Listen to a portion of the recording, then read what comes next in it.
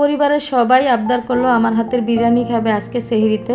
তো সেজন্য হচ্ছে রান্নাবান্নার আয়োজন শুরু করে দিলাম। এখানে হচ্ছে ব্রয়লার মুরগি, পোলার চাল আর আদা রসুন বাটা আর বিরিয়ানির মশলা, এগুলো দিয়ে হচ্ছে আজকে রান্নাটা করব।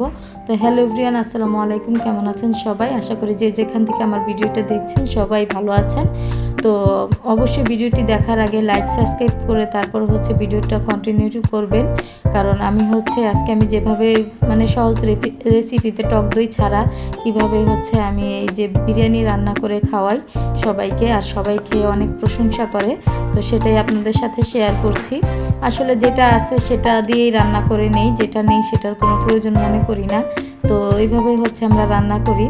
তো আমি হচ্ছে এখানে আগে মুরগির মাংসটাকে দিয়ে তারপরে হচ্ছে একে একে সব কিছু অ্যাড করে দিচ্ছি।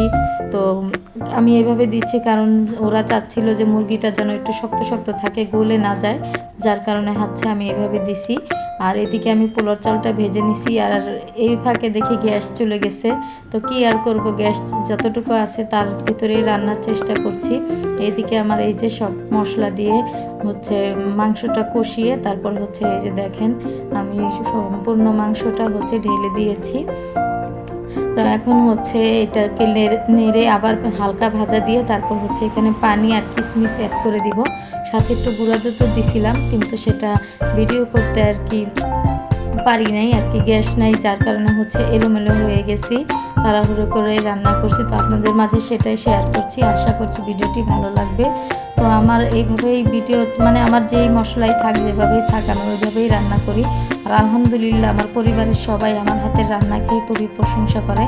দেখেন গ্যাসের কারণে একদিকে হচ্ছে আর একদিকে হচ্ছে না, অনেক পোলার চাল দেখা যাচ্ছে সাদা সাদা। তো আমি হচ্ছে এগুলোকে নেড়ে চেড়ে ঘুরিয়ে দিয়ে তারপর হচ্ছে আস্তে আস্তে রান্না করব, যেহেতু গ্যাস একেবারেই কম। আর এখন আর লাগবে না, যখন লাগতো তখন আর কি গ্যাস ছিল না। তো এখন এমনিতে জাল কমিয়ে দিব।